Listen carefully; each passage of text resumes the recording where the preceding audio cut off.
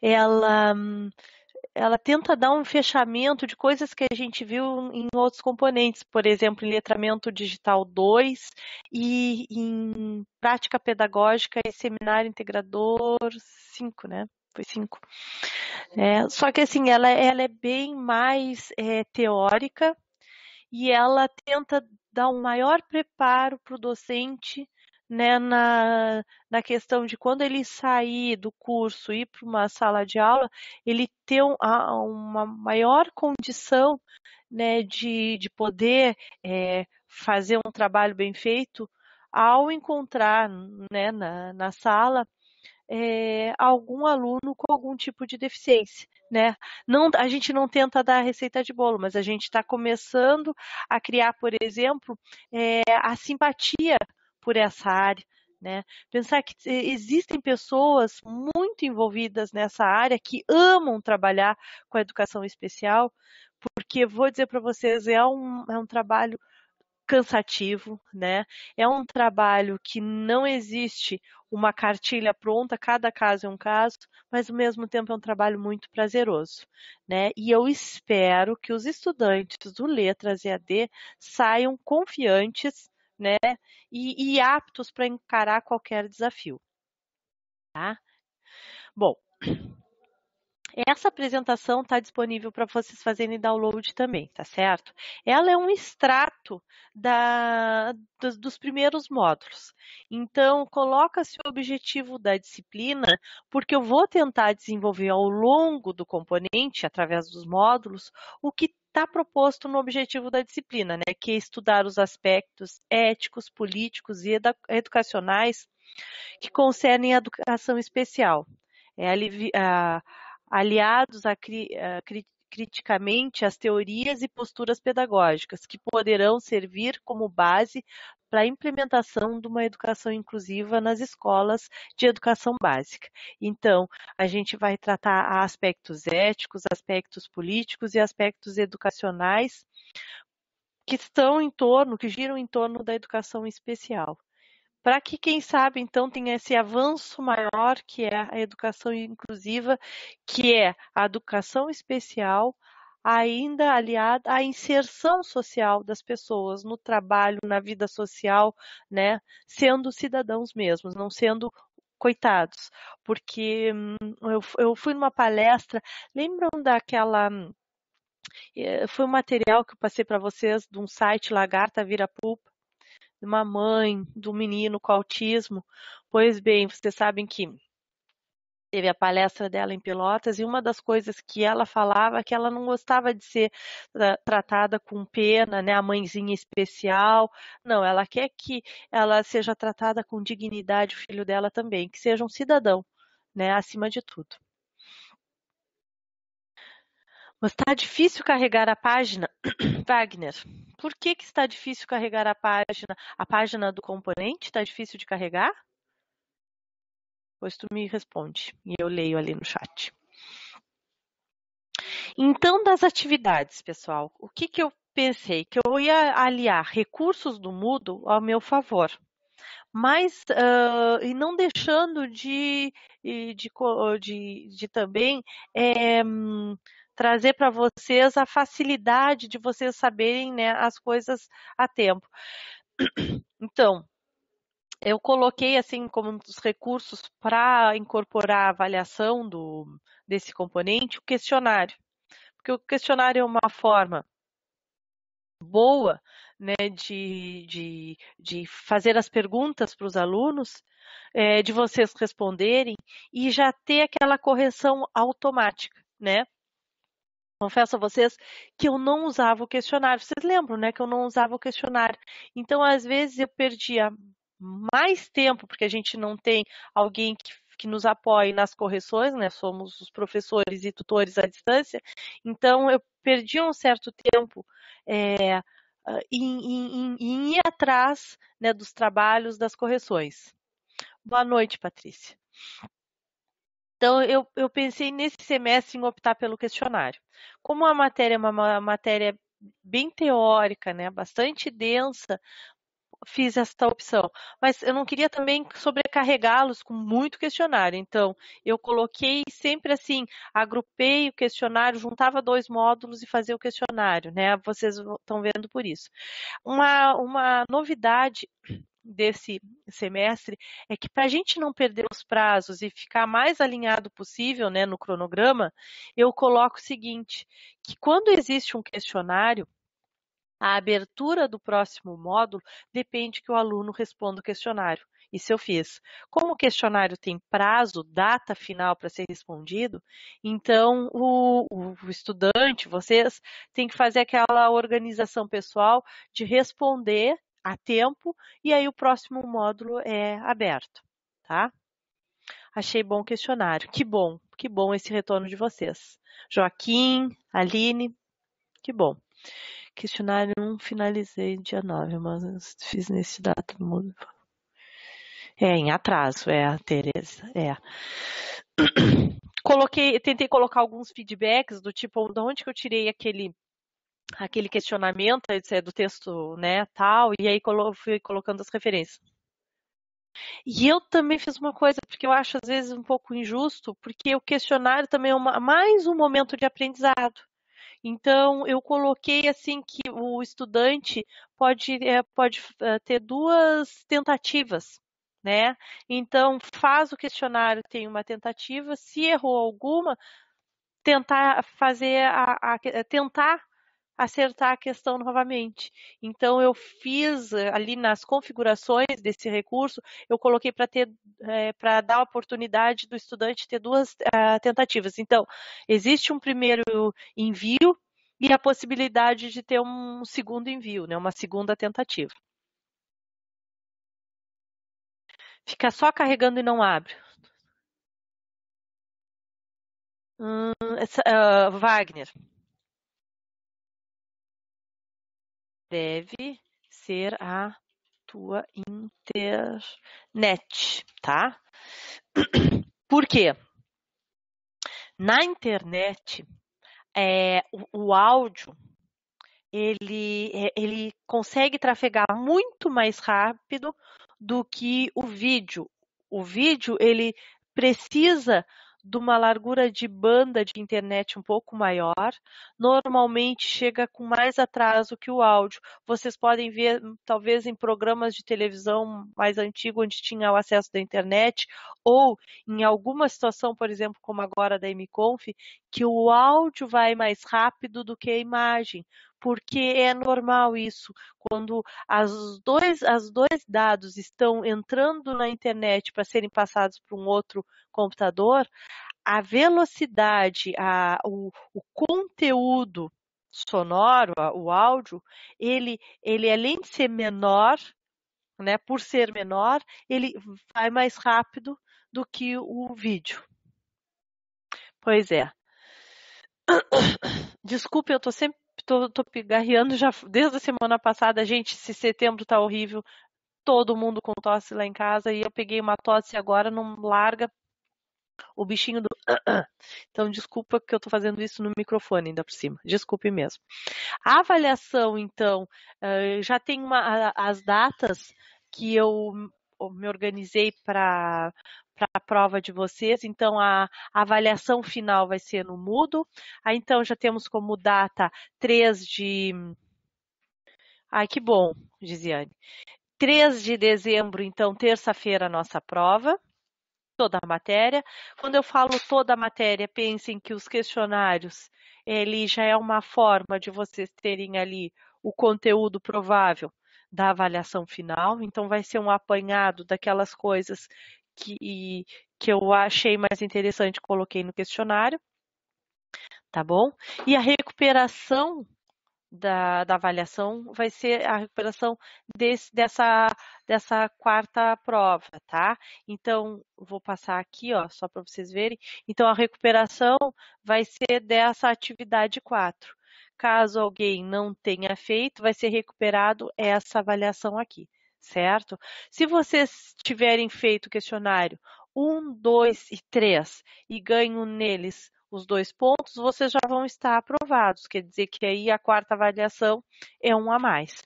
Caso vocês não tenham feito um desses dois aqui, o primeiro ou o segundo questionário, a primeira atividade ou a segunda, não tenham feito, e também não tenham feito a quarta, bom, vai recuperar somente a quarta avaliação. Então, vocês têm que fazer uma organização e ver qual é a pontuação que vocês têm nesse componente, nessa disciplina.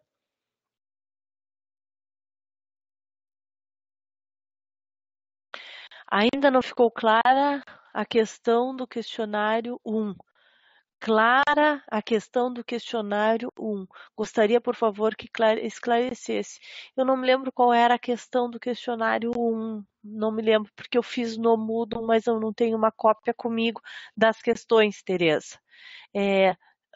Posso te pedir uma coisa?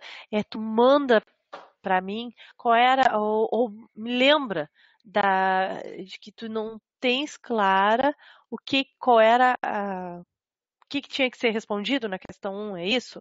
Então tu manda por mensagem que eu respondo para ti, tá certo? E se algum outro colega está com dúvida em alguma das questões, faça o mesmo, tá? Eu entendi que tu não conseguias acessar o questionário, tá, Tereza? Eu entendi que tu tinhas acessado, mas que o questionário estava te dando errado numa resposta certa. Agora eu estou entendendo que tu não estás entendendo qual a resposta certa da um. Pois é, veja que essa é a minha. Eu tinha entendido uma coisa antes.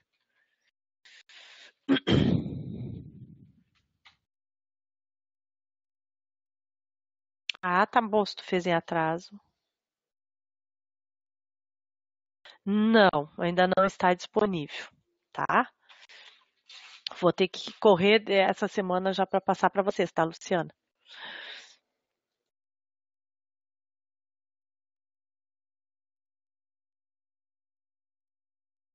Bom, adiante. Fizeste na data certa. Uhum. Eu vou olhar. Segue sem áudio.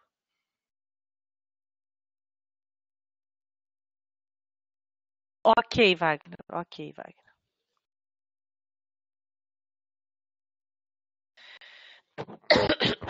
Desculpem. Bom, sobre os atendimentos, rapidamente, então, né? O atendimento síncrono, que é esse que a gente está tendo, né? De conversar e que a gente é como se fosse uma agenda semanal dos componentes que vocês têm. E eu agendei, né? O Walker fez uma coleta, né, para a gente ver o calendário das MConfs, e eu agendei na terça-feira. Então, inclusão educacional vai ser sempre na terça-feira os momentos de atendimento síncrono, tá?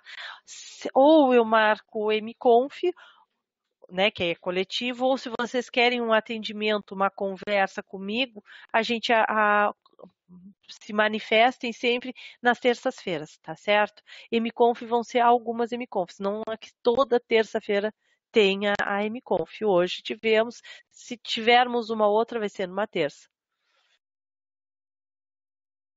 Não, não vai ter, Thaís. Resumo, resenha, não vai ter. Tá? Isso eu deixo para as outras disciplinas. Tá bom? O que nós vamos ter, talvez vocês vão ter, mas é analisar, tipo, coisas relacionadas ao, ao ao plano individualizado, né? Aquele plano que tu faz com o aluno que tem a deficiência. Então, isso sim, né? Talvez eu traga esse tipo de questão, tá bom? Mas não são para vocês escreverem, né? Um plano de atendimento individualizado, mas sim de ter um e vocês avaliarem, tá? E atendimento assíncrono, né, de mandar mensagem, por exemplo, Tereza está com uma dúvida, né, mandar mensagem via Moodle, terça-feira eu tiro esse dia para responder as mensagens de vocês. Mais uma forma de me organizar e de tentar responder no mesmo dia o questionamento de vocês, né, manda pelo Moodle, né, terça-feira, e eu tiro a terça-feira para responder. Senão ficava assim, era toda semana respondendo zilhões de mensagens. E isso, quando a gente se senta no computador, eu me planejo, eu planejo todas as coisas que eu tenho que fazer. Aí eu chego nos e-mails e quando vê, eu levo 1h30 respondendo e-mail, e aí aquilo que eu tinha planejado para fazer eu não consigo. Então, terça-feira vai ser o dia de atendimento de vocês, tá bem? Que a M-Conferência, falei terça, não é segunda, tá? Segunda-feira é que eu agendei a M-Conf, tá? Desculpa. Então é segunda M-Conf, né? A segunda para M-Conf. Eu tô com a terça na cabeça e disse terça. Não, segunda M-Conf, tá? É segunda-feira, hoje, né? E o atendimento assíncrono, aquele que vocês mandam mensagens, né? Com dúvidas, esclarecimentos, sugestões, alertas. Para mim, teve uma colega que colocou, professora, a senhora colocou quarta-feira, aula no dia 16 de setembro, quarta-feira. Então, assim, essas mensagens para me alertar, às vezes, as confusões que eu faço, são muito bem-vindas. Quarta-feira, eu vou dizer o ato falho, quarta-feira é o dia da outra disciplina. E na hora de eu escrever ali, eu fiquei com quarta-feira. Agora, como eu estou dizendo para vocês que momentos síncronos são na terça, fiquei na cabeça por conta das mensagens de, de, de mensagens, né, com dúvidas, mensagens escritas, fiquei com isso, tá? Então, MConf na segunda, se tiver, né? Ou vocês querem, assim, um atendimento via MConf, segunda-feira. E mensagens trocadas na terça. Adiante. Então, sobre educação especial, né, e a trajetória, eu trago para vocês assim, né, as questões que envolvem a educação especial no nosso histórico mais relacionado ao Brasil. Eu coloquei para vocês um link, eu acho bem interessante para vocês verem a questão da deficiência, né, o histórico da deficiência, né, no mundo, né, de questões do tipo, eram seres que não mereciam, né, nem viver, né, naquele tempo, né, em tempos mais antigos, até os dias atuais. Eu coloquei esse tipo de informação para vocês num link de um site que eu achei muito bacana. E também coloquei para vocês um documentário dividido em 5 episódios. Talvez assim um episódio, o terceiro e o quarto episódio são bem, bem interessantes, assim, que colocam mais as questões atuais. É o que foi pensado agora no século XXI, né, e nas perspectivas. Então, são episódios curtos, de 13 minutos, é um documentário muito bem feito e eu achei que valeria a pena trazer isso para vocês. Mas pensando assim na educação especial, né, como é que ela se organizou tradicionalmente aqui no Brasil, então os atendimentos, o atendimento educacional especializado era substitutivo, ele não, ele era parte do ensino comum. Então, aí eu coloco que a educação especial se organizou tradicionalmente como atendimento educacional especializado, que substituía o ensino comum. Então, se separava, se fazia um racha, né, daqueles que eram ditos normais iam para o ensino comum e aqueles que tinham algum tipo de anormalidade, pense, né, porque era assim o pensamento de uma época, iam para um atendimento educacional especializado, tá certo? E aí não eram incluídos no ensino regular, na escola comum. Aí, depois houve-se uma época, né, o Dom Pedro II eh, recebeu, então, propostas, né, e veio um estudioso que tinha feito um curso de Braille, né, na Europa, e veio com essa ideia de ensinar Braille aos cegos. E aí se criou um instituto no Rio de Janeiro para os cegos. Então, teve um primeiro momento né, de se cortar, né, segregar pessoas e depois a criação de institutos e centros de reabilitação. Então, um dos primeiros materiais que eu passei para vocês nos módulos coloca essas questões de como que as coisas foram se organizando ao longo do tempo, né? Então, a criação de instituições especializadas. Ah, que ruim, Daiane. Que ruim. A criação de instituições especializadas, escolas especiais e classes especiais, né? Então existiam escolas, né? E se existia, se, por exemplo, houvesse no ensino comum alguma criança com algum tipo de deficiência, há um tempo atrás também existiam classes especiais, onde a, a o estudante ia para aquela classe especial. Então, nos anos 80 se via muito isso, escolas com classes especiais.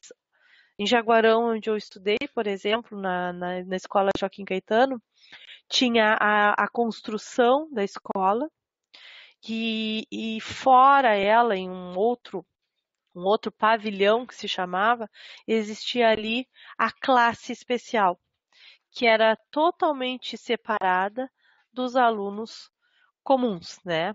E, e na época, um fato inédito, talvez por conta da família ser muito participativa. Boa noite, Mari, boa noite. Ok, tá? Boa noite. Existia nessa classe especial uma menina que era síndrome de Down. E eram pais muito ativos, muito presentes, que estimulavam a criança, mas só que a criança não, porque ela, ela eu tinha 8 anos, ela já estava com 14. Mas ela estava naquela classe especial. Ela não frequentava a nossa aula. Mas teve uma professora que disse, quem sabe nós incluímos, porque ela consegue ler e escrever, vamos colocar ela, e ela está apta para entrar no terceiro ano. Então, isso que eu falo para vocês na década de 80, né, onde pairava as instituições especializadas, as escolas especiais e as classes especiais, né, e os centros de reabilitação, que eu não coloquei ali, né. Então, essa menina foi parar na minha aula. E aí, 83 era, que ela na nossa classe, a gente achando o máximo, né, aquela menina lá com criança, né, nós tínhamos 8 anos, ela tinha 14, mas ela, para nós aquilo tinha sido um presente que a turminha tinha ganho, de ter aquela menina na nossa sala, né, e ela com toda assim o jeito dela, né, o carinho, a doçura, né, encantava todo mundo. Só que o que acontecia na época? Não existia assim a questão do planejamento individualizado. Como que se daria, por exemplo, os exercícios para ela, a avaliação para ela? Porque depois, com o passar do tempo, o que se viu que ela, nas provas, ela ficava muito nervosa, ela fazia a mesma prova que nós, e ela ficava muito tensa, muito nervosa. Os pais relatavam que ela sabia o conteúdo, e realmente, de fato, ela em aula, ela sabia, chegava na prova, ela ficava extremamente nervosa, quer dizer, a avaliação com ela deveria ser diferenciada, né, pensando nas condições que ela enfrentava naquele momento. Mas tinha, eu sou feliz em ter tido isso na minha memória, dessa inclusão, né, numa época que ainda não existia essa percepção, né, esse pensamento político, né, ético, enfim, né, de inclusão mesmo na sociedade. Boa noite. Ieda, boa noite. Quando eu estudava era da mesma forma, Gisiane. Sim, é. Então tinham aquelas salas, né? Aí juntava tudo numa única sala e ficavam ali segregados, né? Não era, e era tão estranho, né? Porque eu imagino se hoje em dia vai ser dessa forma. Não era uma sala que pertencesse ao prédio da escola, era uma sala que ficava ainda num outro pavilhão. Me lembro que a gente chamava o pavilhão.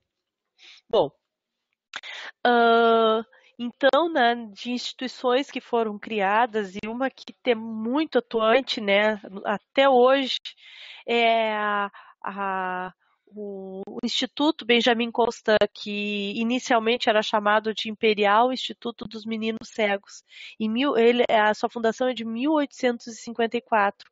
E atualmente o Instituto Benjamin Constant, ele oferece uma série de cursos para professores trabalharem, né, com braille, enfim, trabalharem com estudantes que tenham, que sejam cegos, né. Ah, são cursos acessíveis, mas não são à distância. Esse que é o problema, né? São acessíveis de uma certa forma, do tipo, todos que têm condições de fazer o curso podem ir lá no Rio de Janeiro fazer. Só que é lá, é feito lá. Eu tenho relato de algumas colegas que foram no Instituto Benjamin Constant e falo assim, ó, da qualidade, né, de cursos e de projetos que é desenvolvido lá no do Benjamin Constant. Eu já visitei o instituto, né, mas nunca como aluna, só como visitante mesmo. Aqui temporal querendo começar. Ai, Francilene, aqui já foi o temporal. Vamos ir rápido para ver se essa internet não cai, que tudo certo, né? Um outro instituto também no Rio de Janeiro era o Instituto dos Surdos Mudos, em 1857. Vejam que, né, numa época que o posicionamento político era a favor, né, da criação desses institutos, né? Atualmente é o Instituto Nacional da Educação dos Surdos, né, o INES. Depois teve o Instituto Pestalozzi, esse instituto se transformou numa ONG, né? Atualmente ele é uma ONG. Se não me engano, tem no SBT, né, um momento que fazem a arrecadação, né, de dinheiro semelhante aos moldes do Criança Esperança, e alguns vão para o Instituto Pestalozzi. E ele foi fruto de um projeto de uma professora, é uma professora que pensava na questão da inclusão, de deixar essas crianças com funcionais no sentido de serem independentes, de não precisarem de outra pessoa, né, para executar tarefas simples, de deixar essas crianças mais funcionais e de cedo começar esse estímulo. Então, uma professora chamada Helena, ela criou esse Instituto Pestalozzi perto do Rio de Janeiro, Niterói, e aí esse instituto começou a se multiplicar em todo o país. Eu sei do Instituto Pestalozzi em Canoas, né? E ele atende pessoas com deficiência intelectual, de todos os tipos, né? Não é específico para uma deficiência, né, de visão, audição, não. É um instituto que trabalha as potencialidades, né, de crianças que têm alguma deficiência mental, algum retardo nessa área. E aí, depois, bem mais, né, ah, mais para metade do século XX, as associações de pais e amigos dos excepcionais. Porque, por mais que esses institutos, né, tentassem trabalhar para potencializar a independência, né, tentar a questão de inserção deles na sociedade de certa forma, trazer isso como um projeto que o governo teria que dar conta, né, dessas situações, ainda assim, muito pouco era feito. E sempre aquela questão que eu acho que paira até os dias de hoje, que isso é um problema mais de uma família do que de uma comunidade inteira, né? Então, eu tenho um filho que nasceu com algum tipo de deficiência, tá muito mais em mim o problema e eu tentar, com os meus recursos, tentar resolver, do que o governo me dar um amparo, né, para tudo isso. Então, naquela época, né, em 1954, ainda tinha essa situação, que era uma luta de família, dos pais. Cláudia, tu acha que hoje a inclusão existe de fato nas escolas, sobretudo nas públicas? É, é uma obrigação, né? Uma imposição legal. Então, a gente fala numa época que ainda não existia leis que amparassem.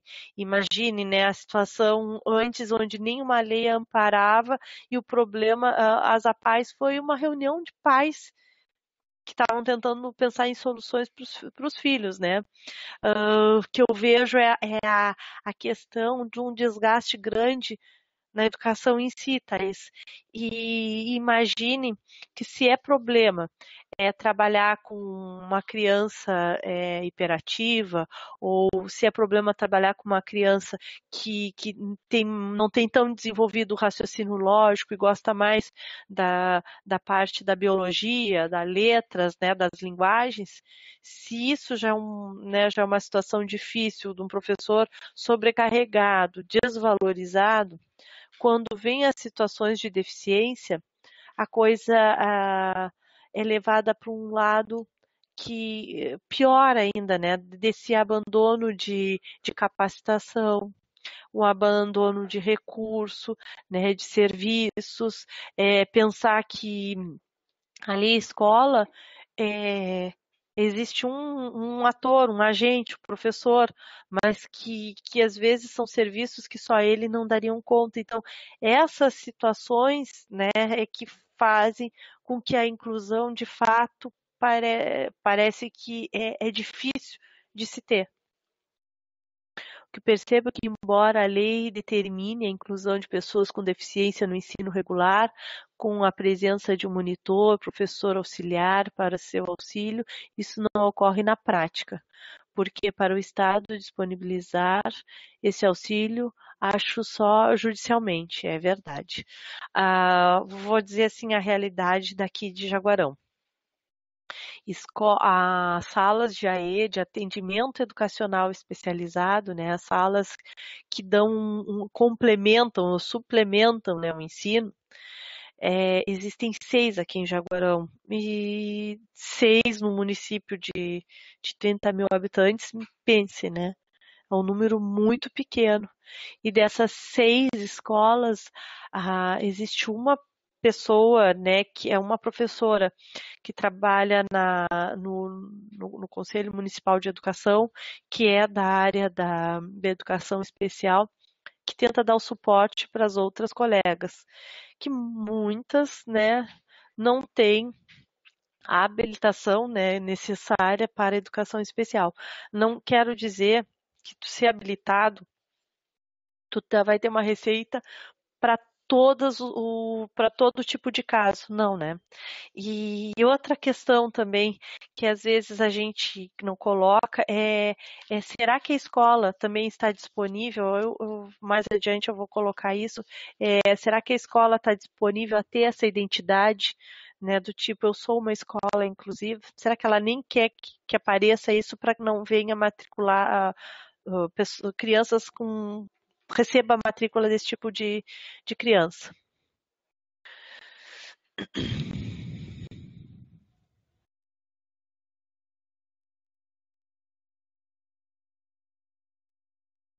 Um absurdo as coisas que ela conta. E aí e no autismo, né, que é tão amplo, né, as características, né, realmente às vezes fica muito difícil de estabelecer um trabalho, né, com, com a condição que tu pega o autista, né, às vezes tu não consegue estabelecer que tipo de trabalho, de tarefa, em quais, que tipo de atividade tu poderia fazer, né, com ele, né, é difícil mesmo, e e mais, porque assim, ó, os pais têm outra questão. Quando a gente fala em escola, a gente está falando em gestão, né? A gente está falando no professor e a gente tem que estar falando em família. Ah, muito dos relatos dos professores daqui da rede, tanto municipal quanto estadual aqui do município de Jaguarão, relatam que eles chamam os pais porque o pai tem assim um perfil, né, de como que essa criança, como lidar com essa criança, como é que essa criança é, né, quais são as coisas que eles percebem em casa, né? Então, com esse relato, né, tendo esse esse relato dos pais, talvez fique um pouco melhor de se pensar num plano, né, individualizado para aquela criança. E o que as professoras relatam que os pais não vão na escola.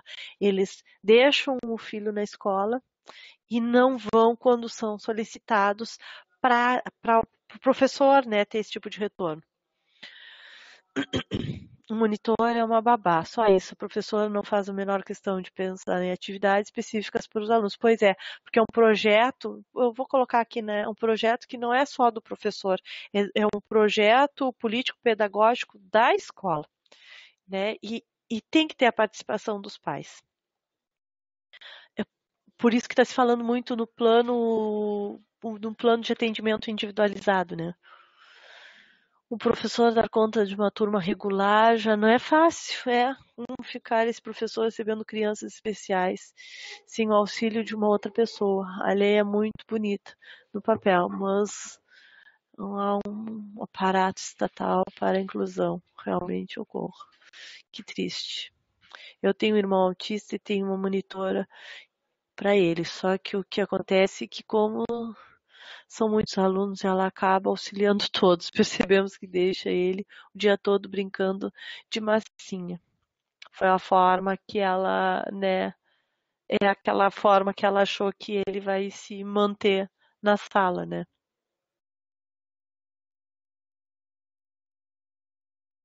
Exatamente, Francilene. Eu vou passar adiante porque talvez é um assunto que venha, né? E vejam que a educação especial é uma modalidade de ensino, ela atravessa ela atravessa todo o ensino infantil. A educação especial ela passa pela educação infantil, fundamental, médio e superior, né? Talvez o que nos falte é essas experiências em outros lugares, em outros países, porque o Brasil ele aderiu à Convenção, né, Internacional dos Direitos da Pessoa com Deficiência. E como que isso é dado nos outros países? Como que isso é feito? Porque não vou acreditar que não tenham casos semelhantes ao nosso, um autista, né, na sala. E aí, como é que é o trabalho? Como é que é dado esse atendimento?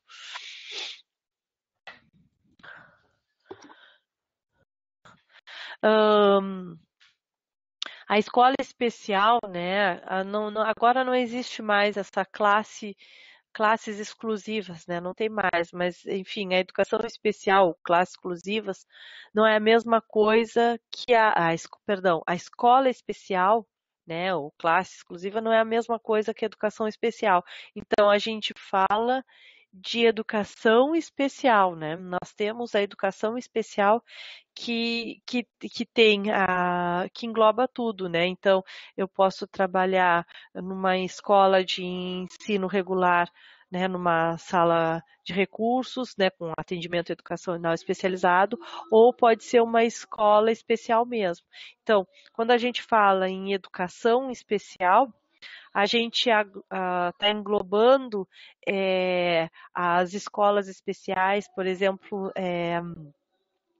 em Pelotas tem o Luiz Braille, tem a escola, tem o Centro de Atendimento ao Autista. Então, essas são escolas especiais que estão inseridas na educação especial. Então, lá no Centro de Atendimento ao Autista, tem, atualmente lá em Pelotas, tem 453. Esses dias eu falei com a diretora de lá, 400 e alguma coisa, a quantidade de autistas que trabalham, que, que estão nessa escola. Então, a educação especial dá conta, né, dessas escolas especiais e também tem que dar conta das salas de recursos existentes na educação regular.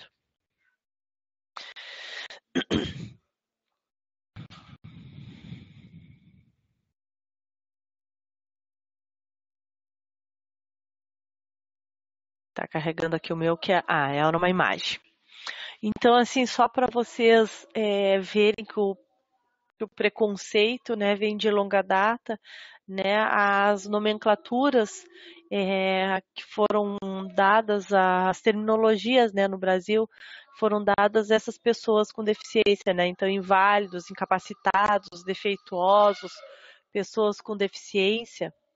Gente, aqui tá acontecendo, acho que uma aula inaugural. Não sei se vocês escutaram barulho, mas no saguão tem uma aluna cantando e os estudantes passam aqui no corredor gritando. Não sei se vocês viram. Boa noite, Bruna.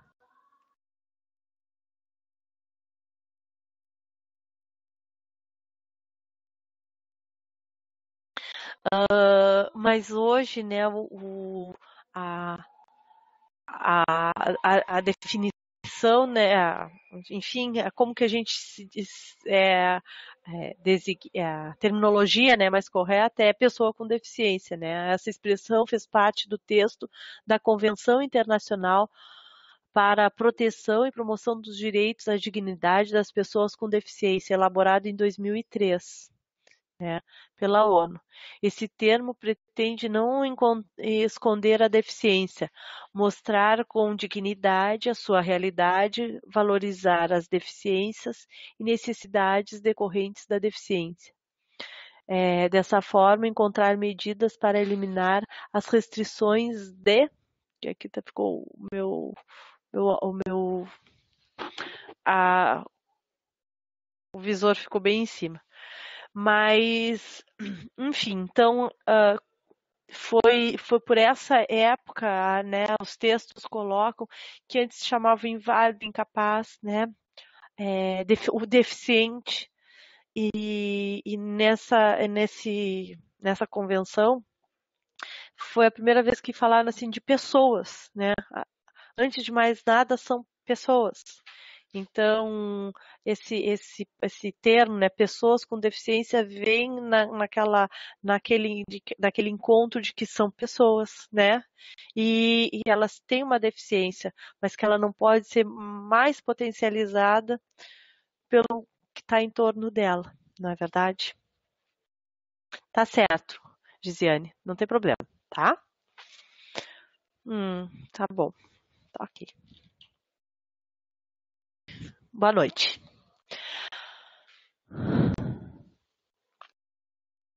Ali os dados do censo de 2010, né, pessoal? Imaginem, agora vai haver o censo em 2020, então esse é o último dado que a gente tem, né, a respeito dessa população, né? Então eu trago para vocês os dados, né, de 2010, né? Ano que vem vai ter essa nova contagem.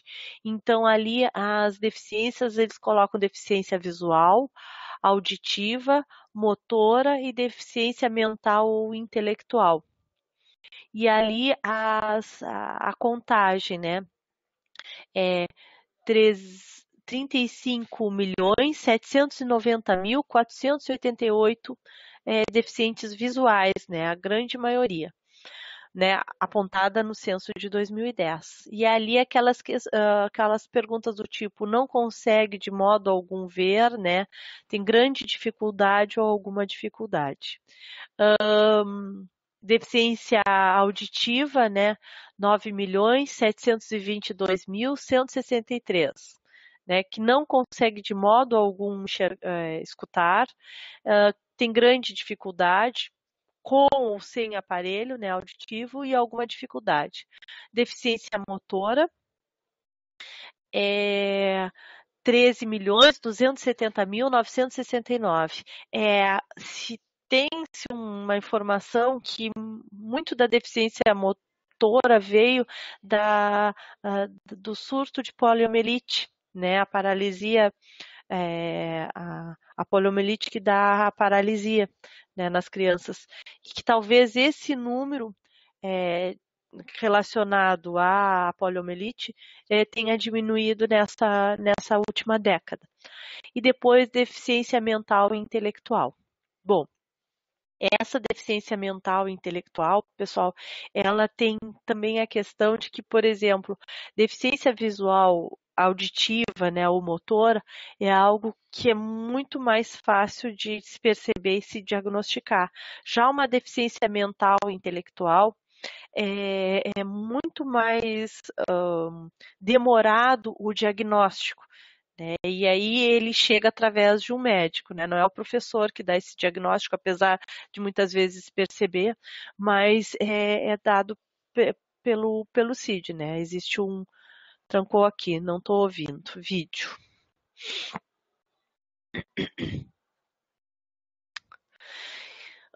Então, o que mais que eu tenho para dizer para vocês disso? Imagina, então é assim, ó, é uma população bem grande, na época era 190, nós éramos uma população de 190 milhões, né? Então, 35 mil, né? Perdão. E aí, dentro dessa população, né, as pessoas com algum tipo de deficiência. Ali eu coloco também os gráficos, né? E vejam que a maior faixa está na deficiência visual. Por conta disso, né? Volto a dizer para vocês que é muito mais fácil diagnosticar, perceber do que, por exemplo, uma doença mental. Mas eu acredito que doenças intelectuais e mentais vão aparecer em muito mais casos do que esses outros tipos de deficiência no próximo censo. As pessoas já percebem mais, né? O diagnóstico tá muito mais precoce. O que diz respeito, por exemplo, ao autismo, foi muito mais pesquisado nessa última década e coisas que agora deveriam ser padrão, por exemplo, assim como no recém-nascido o teste da orelhinha, né, do olhinho, existe um checklist para questões, por exemplo, do tipo do espectro do autismo, que devem ser feitas por um pediatra acompanhado, né, um pediatra que acompanha uma criança, ele tem que fazer esse checklist, acompanhar ela até os 18 meses, para que tenha um diagnóstico mais precoce e para uma intervenção mais precoce, né, gente?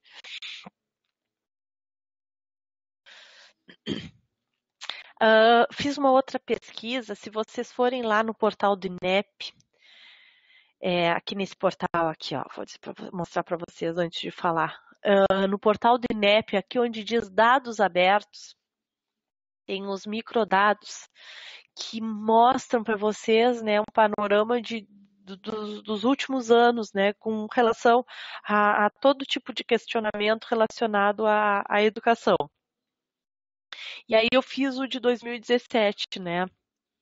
Não tem ainda os dados de 2018 para vocês. Eu tinha o de 2015, 16 e 17. Eu trouxe o mais atual, vamos dizer assim.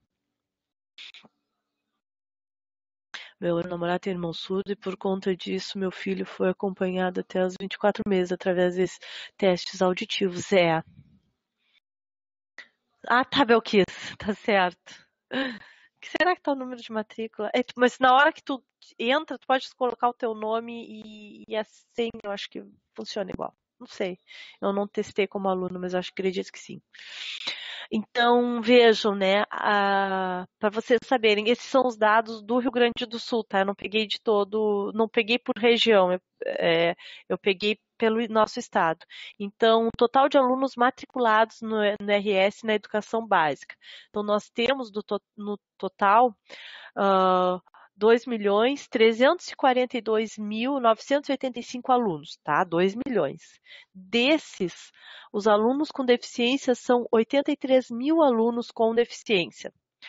Desses 83 mil alunos, 69 mil estão no ensino regular e 14 mil estão em escolas especiais, do tipo a escola para atendimento com autista, como eu falei para vocês. Em Pelotas tem o Luiz Braille, que atende, é uma escola, né, só de pessoas deficientes visuais. Né, e não me lembro se, mas assim, tô dizendo para vocês, imaginem, sou de Jaguarão, eu tinha uma amiga que tinha um filho com deficiência visual e ele ia ter aula todos os dias lá em Pelotas. Conforme uma colega colocou aí, com ordem judicial, né, a promotora fazia com que a prefeitura pagasse uma van para essa criança poder estudar nessa escola especial, porque aqui em Jaguarão não tinha uma escola de ensino regular que desse conta de dar aula para o menino cego. Né? E imagine, né? É o total descaso e abandono. Todos os dias a avó dessa criança levava o menino para estudar, até chegar um ponto que a mãe do menino disse: não, vou ter que mudar para Pelotas porque não tenho mais condição de fazer a minha mãe, né, todos os dias ir no colégio. Mas eu acompanhei ele, eu acho que durante uns 4 anos, um rico de um menino, ele bacana, tomara que ele consiga se inserir no mercado de trabalho. Atualmente ele está com 16 anos, eu acompanho ele tinha 8 anos, E ele, assim, né, muito, muito esperto, muito, a percepção dele, assim, ó, era inacreditável, né, as outras potencialidades que ele conseguia desenvolver. Aqui no Alegrete, creio que nenhuma escola está apta para receber. Imagina Alegrete, né, um aluno com deficiência visual, com deficiência auditiva, caminhamos a passos lentos.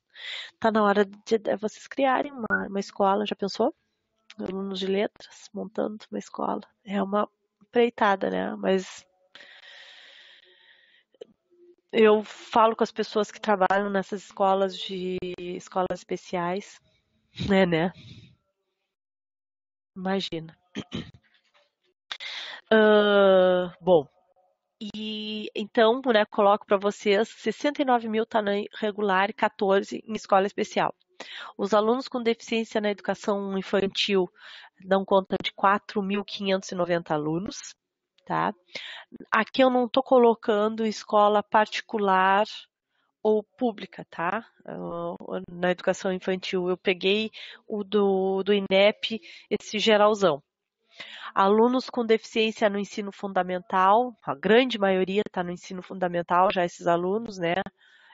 Decorrência da lei, da extinção das salas especiais, né?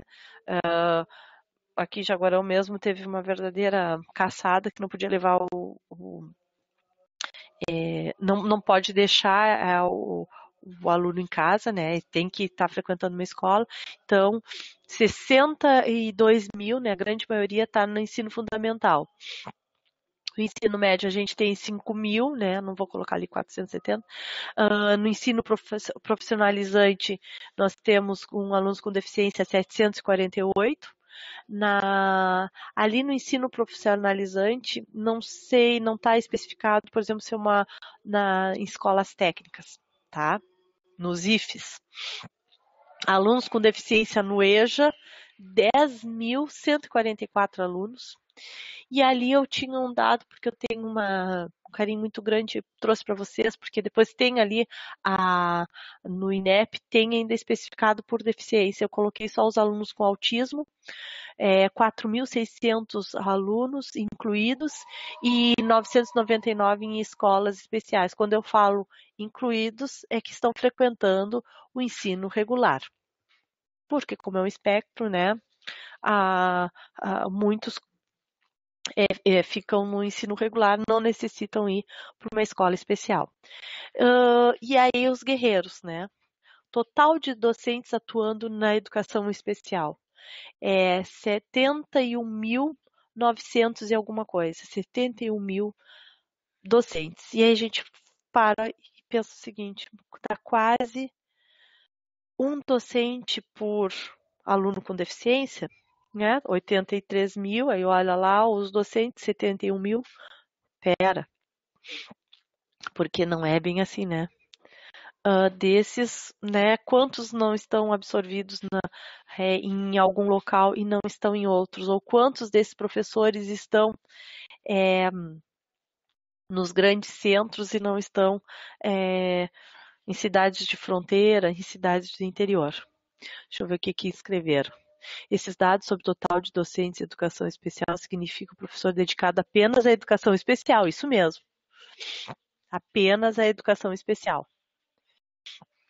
Nas turmas onde meu irmão estuda, tem muitos alunos autistas. Não há uma metodologia para trabalhar com eles. Percebemos que o estresse de todas as partes, mas o fato deles frequentarem a escola é muito importante. Encoraja outros pais. É verdade, Bruna. São a Aline, ali dos 71 mil são professores que trabalham na educação especial, ou nas salas de atendimento educacional especializado, ou em escolas de educação especial, ou são professores que têm habilitação, porque também tem essa outra questão, são professores que têm habilitação para educação especial, mas pode ser que não estão atuando, né? Porque ali diz que estão atuando. A habilitação eles têm que ter, mas efetivamente será que estão atuando, né? Mas esses são os dados que a gente tem do INEP, são dados que vocês podem conferir lá no site mesmo, tá? Lá nos dados abertos tem. Ali está o site, é portal.inep.gov.br e ali é nos dados abertos. Só uma. Se vocês ele não dá essas informações, são planilha, os microdados são em planilhas, e aí vocês têm que trabalhar com filtro, demora um pouquinho para vocês conseguirem essas informações, porque não é um material assim muito acessível, sabe? A gente demora um pouquinho para pegar, mas está ali todas essas informações. Bom, então, inclusão é falar de, né? Então, a gente fala muito em educação especial e aí eu trouxe um artigo que diz que inclusão é muito além da educação especial, né? Não é só pensar em educação, mas pensar na inserção dele na universidade, no mercado de trabalho, na sociedade, né? Tendo uma vida independente, funcional. Mas quando a gente fala, né, em inclusão, a gente fala então de diversidade, de valores, né? Muitos não dão devido valor a essas questões, em acreditar que a escola é para todos, mas isso também passa por uma reflexão muito grande, né? Porque nem todos pensam desse jeito, né? Tem colegas que não pensam assim, tem pais de alunos que não querem que seu filho estude com uma criança que tem algum tipo de deficiência, porque vai atrasar a turma, porque vai atrapalhar, enfim, parte de uma série de reflexões, né, que a gente se depara, né, pessoal? Não é nem tudo lindo, nem tudo flores, como vocês mesmos colocaram, né? Não é só a lei, né? Se fosse na lei, estava tudo lindo, maravilhoso. Mas é bom a gente pensar nessa realidade. A gente vem muito mais com perguntas do que com respostas, né? A gente fica se questionando como que será que eu posso fazer a diferença nisso, né? E talvez a, um dos caminhos é a gente estudando sobre isso, falando sobre isso, pesquisando sobre isso. Confesso para vocês que do autismo foi assim. Para mim, quando eu fiz o doutorado, que era para trabalhar com um sistema que, né, lidava com autismo, eu tinha uma resistência muito grande. E conforme eu fui trabalhando, fui estudando, fui percebendo aqueles materiais que eu passei para vocês, né, em comunicação alternativa, quase todos a gente usou, né, com as crianças. Uns a gente via dar certo, outros não. E aí a gente ia trabalhando com os pais, a família, né, professores engajados nisso, aí o trabalho fica mais prazeroso, né? Enfim, as coisas ficam, parece ser mais leves. Seus filhos especiais frequentassem salas pessoas. É, né? Tem isso. Tem isso, Thaís. É, de preferem. É, pois foi o que aconteceu, por exemplo, nesse exemplo dessa minha conhecida que tinha um filho cego. Ela preferia o que ele estudasse. Bom, aqui não tinha também, né?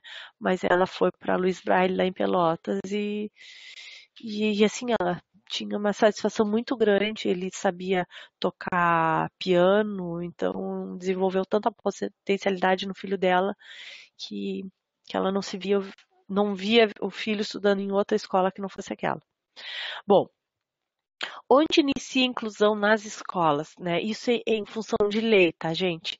Então, lá na LDB e também tem a resolução do Estado do Rio Grande do Sul, né?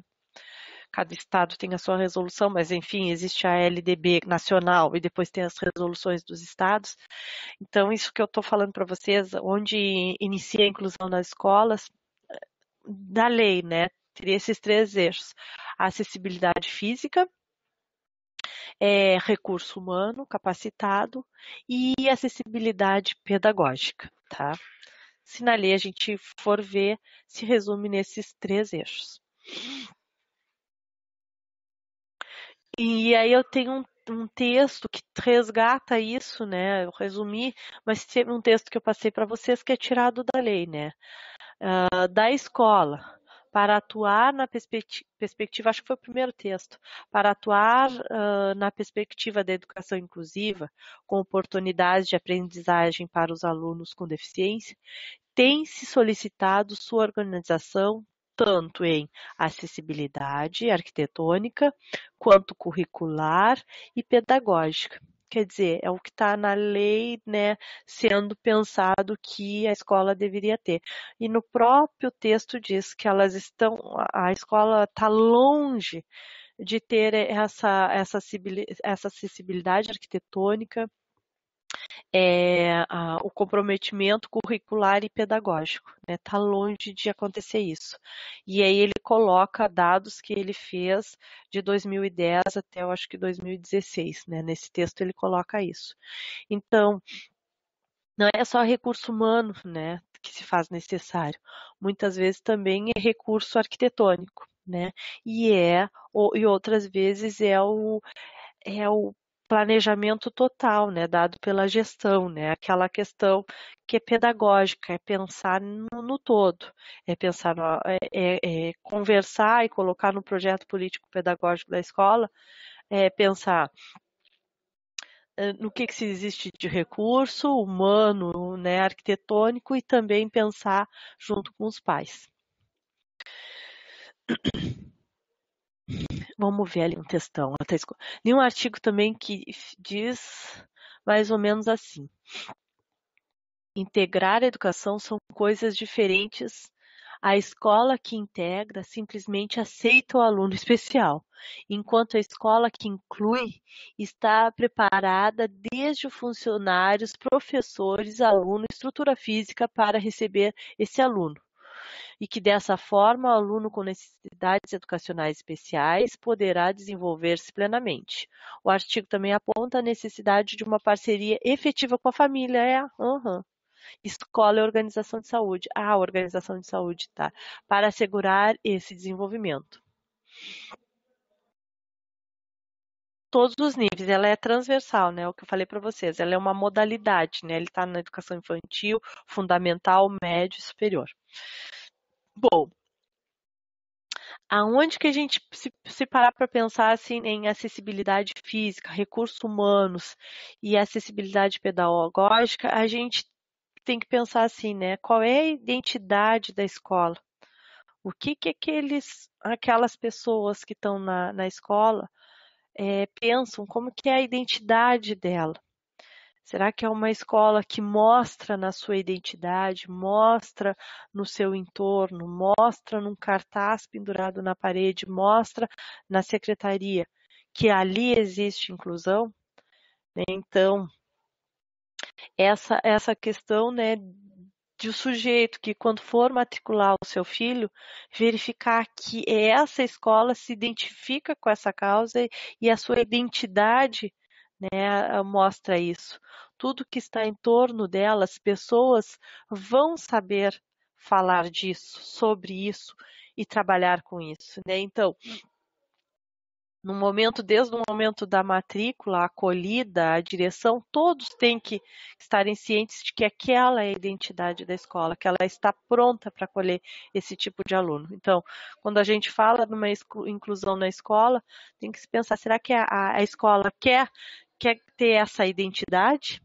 Tem muita escola que não quer ter essa identidade, aceita, como a Thais colocou, ela aceita matricular, mas ela não quer se identificar na sua comunidade como uma escola que faz inclusão. E vejam que o slide está mais ou menos com o que a Thais coloca, né? Que essa é uma construção coletiva. Não é o problema de uma professora que na sua turma tem um aluno com algum tipo de deficiência. Isso é uma construção que a gente tem que dividir. Então, parte de uma construção coletiva de todo o projeto político-pedagógico dessa escola. E de todos pensarem em soluções e como que vão trabalhar em conjunto. Não é pensar, ai, tá bem, ele tá no segundo ano, graças a Deus eu sou da professora do quarto. Aí é problema dela, não, né? Talvez a divisão, né, de pensar em construir alguma coisa junto é que está fazendo a diferença nas escolas. Mas eu sei que isso é uma situação bem difícil, né? Porque tem questão da desvalorização, né? Ninguém trabalha de graça, então tem a desvalorização, né, desse profissional, né, do docente. Tem a sobrecarga de trabalho também que muitos enfrentam, né, que não trabalham num só local, mas trabalham em vários ou trabalham arduamente em casa, com a, né, família e escola. Então a gente também sabe de todas essas dificuldades que a gente, professor, enfrenta no dia a dia, né? Bom,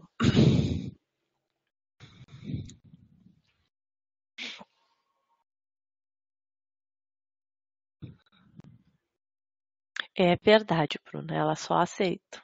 Por isso que eu digo, voltando ali, é pensar assim, ó, a escola criando essa identidade, acho que a escola criando, pensando assim em preparar. Eu não passei para vocês no componente, mas eu tinha no componente do prática pedagógica e seminário integrador, tinha uma escola que em todo canto dela tinha, por exemplo, aqui na Unipamp, na escola que tinha lá um exemplo, tinha a identificação das salas em comunicação alternativa, em Libras e em Braille. Quer dizer que isso aí é uma tarefa, alguém tem que estar disposto a fazer, é para quê? Para criar a identidade da escola. É saber que ela está apta a receber esses alunos, né? Então, pensar em colocar, por exemplo, em cada porta a identificação em Libras, aqui a gente tinha uma intérprete de Libras que colocou em todas as portas, a Luciana, né, sabe disso, tem a Libras, né, designando as salas. Em Bagé tem em Braille, podia ter em comunicação alternativa também, né? Em alguns casos tem. Seria um passo, né? Algo que a gestão poderia se planejar e fazer.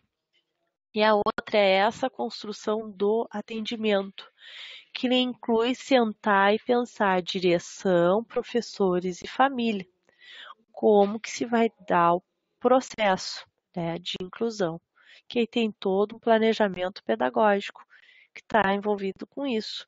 E se é um professor, e outra questão, que acho que eu vou colocar no próximo slide, é pensar na formação continuada desse servidor, pensar na formação para oferecer esse serviço com qualidade. É um trabalho que é coletivo, porque pensar que eu vou planejar uma aula para algum aluno, eu tenho que saber como é que é essa criança. Então, o pai tem que estar presente, né? E também ter uma rede de apoios, por exemplo, profissionais, como bem colocou, da área da saúde. Eu sei que a gente não tem terapeuta ocupacional em colégio, né? Raros tem psicólogo, psicopedagogo, enfim, né? Além do professor, do servidor que vai estar lá trabalhando com ele, ter a sua formação continuada nessa área. E, e aí a gente tem aquelas rotas embates, como eu falei para vocês, tá? Temos um planejamento, vamos saber a atividade certa e adequada e depois como é que vai se dar a avaliação. Como que se vai fazer essa prática de avaliação em sala de aula. Aí eu coloco aquela figura, né? Se eu dou um tratamento igualitário, né? Talvez o meio vai deixar ele com mais deficiência do que a que ele tenha. Também não posso pensar que é um tratamento igual. Está na, no ensino regular, vou dar a mesma prova, o mesmo tratamento igualitário, o mesmo material, né? Não, aí fica como essa figura aqui, né? Vou deixar o sujeito mais deficiente do que ele é. Arte terapia, Igor. Ai, que lindo. Que joia, Igor. Então a gente tem que tratar, pensar em formas diferentes. Ali na figurinha, não sei se vocês estão vendo, mas no slide depois vai estar. É pensar em, em fazer um planejamento, e é isso que depois, ao longo dos módulos, vai aparecer. Como é que se dá esse plano? Como é que a gente faz esse tipo de plano, né? E aí vocês também já têm algumas armas, alguns recursos, né? Porque a gente já falou em letramento digital de vários recursos envolvendo tecnologia, né? Tecnologia digital ou não. E a gente também passou em prática pedagógica e seminário integrador a utilização de uma forma de comunicação, né? E pensamos numa prática com ela. Então, assim, penso, né, que a gente já tem algum leque de recursos e técnicas que a gente pode pensar, né, como futuros professores, para trabalhar, né? Também é sabido que quando a gente vai no colégio, outros, outros recursos, outras técnicas, né, estratégias são aprendidas, não é verdade?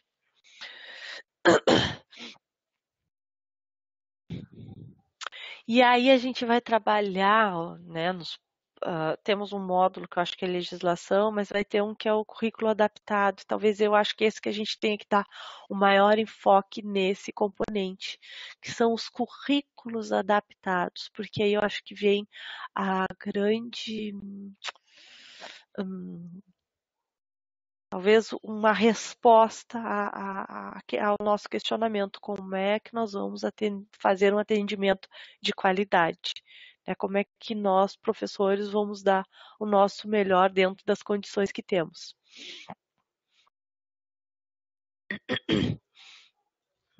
Joaquim, eu percebo que em alguns existe interesse por parte da equipe diretiva em incluir e aceitar os alunos com necessidades especiais, mas as mesmas instituições não teriam os recursos físicos adequados. Só a vontade de aceitar e incluir torna-se pouco. É mesmo. Então, assim, o currículo adaptado é algo que é garantido em lei, gente. E ele é construído no coletivo da escola, é aquilo que eu falei para vocês, né?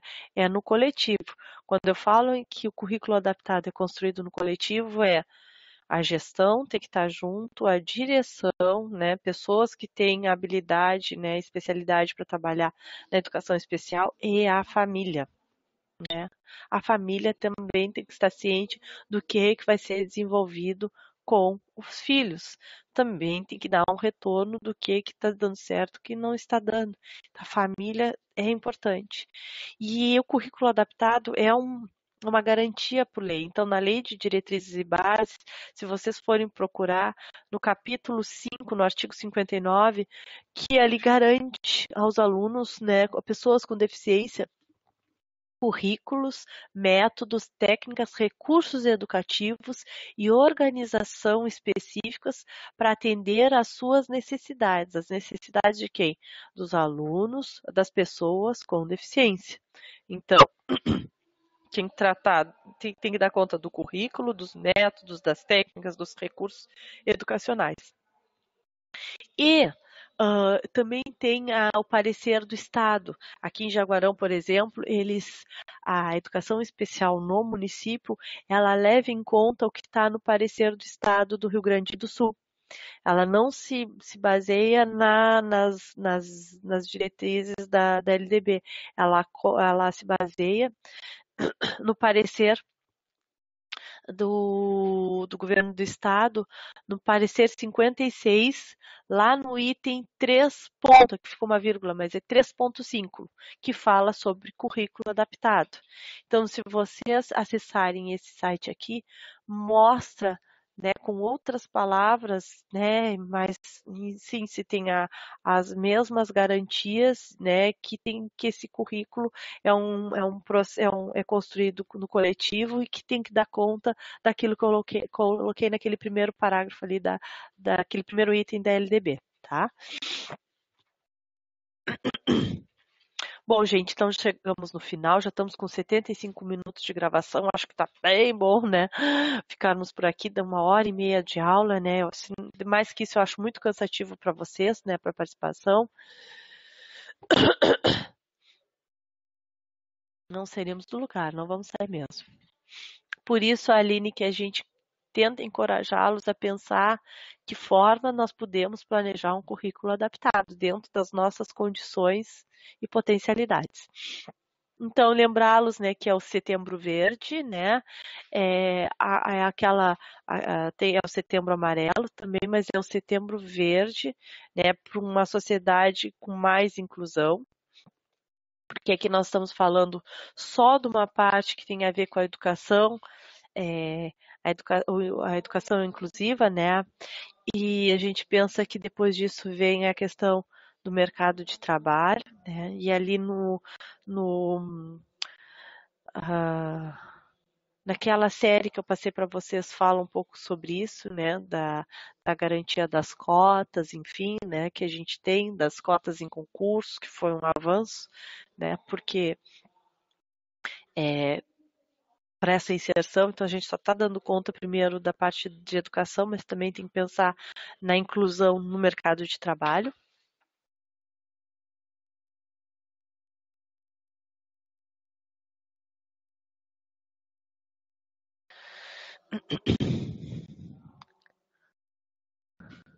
Travou? Não, não, eu acho que parei um pouquinho, Bruna, tá? Assim, então esse foi o. Ai, ai, a gente se diverte. Então, novamente quero agradecer, né, a presença de vocês. Esse foi assim o extrato que a gente tirou desse primeiro início, né, de módulos, ter para que vocês tenham a mão assim o que a escola tem que dar conta, que está em lei, o que vem sendo discutido, qual é o histórico, da onde que o histórico até chegarmos ao dia de hoje. Essas coisas são importantes porque quando nós chegamos na escola, a gente tem que estar atento a isso e ter essa informação, esse tipo de informação, né? O que a escola tem que dar conta, quais são os elementos que ela tem que dar conta, acessibilidade arquitetônica, os recursos e a parte do projeto pedagógico, quem é que tem que estar inserido nesse processo de currículo adaptado? É a comunidade escolar como um todo, mais a família. Pensar que isso é um projeto coletivo, que a escola tem que abraçar essa causa, e quando a gente fala em abraçar essa causa, é trazer isso no seu entorno para que tenha essa identificação, na verdade, para que as pessoas que passam identifiquem isso como sendo um projeto da escola. enfim, né, para que as coisas sejam mais bem pensadas, né, e não só impostas, tá certo? Então, como futuro docentes, vocês já têm essas informações, né, que quando se trabalha, né, na rede pública, enfim, ou particular, é sobre essas questões que elas vão estar debatendo, é sobre essas leis que elas vão estar tratando. Então, vocês terem isso é importante, né? Sair desse curso com essas informações são importantíssimas. Eu quero ter o prazer, né, de vocês pensarem assim, eu sempre penso nisso, é de fazer a diferença, de vocês saírem daqui é, do curso pensando, ó, realmente eu tive essa disciplina na universidade. É muito triste quando a gente vê um aluno que passou por um curso de formação docente, pedagogia, matemática, letras, enfim, diz assim, eu não vi isso na faculdade, isso não foi tratado. E eu não quero só tratar sobre esse assunto, ficar ali, ó, né, na volta, mostrando lei, mostrando que a escola tem que dar conta, não. Eu quero que o aluno tenha recursos, tenha técnicas, tenha estratégias para apresentar. Esse é o meu grande sonho, assim, meu grande, né? E parece que quanto mais a gente entra nesse assunto, as coisas não vão ficando, tu vai desmistificando, não vão ficando tão é, desconhecidas a ponto de nos darem medo quando a gente se depara com uma situação, né? De receber um aluno na nossa sala com algum tipo de deficiência. Né? É saber a postura, né? As informações, saber onde é que a gente pode correr atrás ou preparar vocês a serem bons perguntadores, né? Pesquisadores, pessoas que tenham perguntas, porque quando a gente desconhece do assunto, nem pergunta a gente tem. Então, quando a gente tem, fica, né, questionando, é sinal que a gente já está se apropriando desse assunto. E aí, quando a gente se apropria desse assunto, de repente a gente se torna conhecedor dele a ponto de responder as dúvidas, né? Então é esse o meu sentimento, é isso que eu quero passar para vocês ao longo desses módulos, certo? Então não quero me sentir derrota para mim é pensar assim, ai, passei pelo curso e não tive nenhuma disciplina que me mostrasse assim um caminho que eu possa seguir se eu tiver um aluno com algum tipo de deficiência.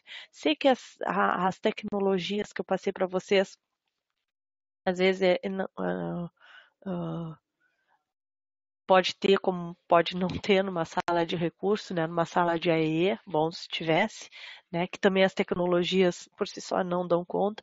Por isso, desse componente está mais preocupado com a parte de currículo adaptado, com essa parte mais concreta, mais física do que realmente é um planejamento, tá? Então era isso, tá? Boa noite para vocês, espero que tenham gostado, tá bom? Aline, Mari, Patrícia, Rafaela, Ieda, Isabel. Eu tenho assim um carinho muito grande por todos vocês, o pessoal de Santana do Livramento, de Jaguarão, do Alegrete, essa turma, né, esses futuros formandos, né, guerreiros. É isso aí. Gosto assim, ó, tenho um carinho muito especial por vocês, são os primogênitos. Acho que não só eu, mas como todos os professores que trabalham no curso. Boa noite, Bruna. Ai, tomara, tomara. A Thaís, somos cobaias, é. Não, não fala cobaia. Fala que é como se fosse o primeiro filho, né? Aquele que a gente, assim, trata com todo carinho. Os outros que vêm é mais ou menos, sabe? Quando a mãe do segundo filho, do terceiro, aquele é o primeiro, é o nosso, né? Então a gente tem aquele medinho e fica sempre na volta de vocês, não deixando cair. Boa noite, a vida toda. É verdade, né, Patrícia? Adoro teu sobrenome, Patrícia. Me chamava a atenção quando eu corrigia os trabalhos. Cadê ela? A Mari, boa noite. A Valéria, Isabel, o Igor, a Aline, a Belkis, que tá só um número lá aparecendo. Boa noite para vocês, tá?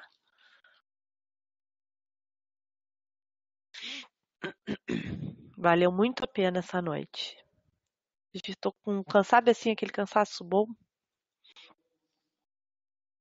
Esperar vocês saírem, tá certo? Forte abraço aí para todos. Vamos seguir em frente.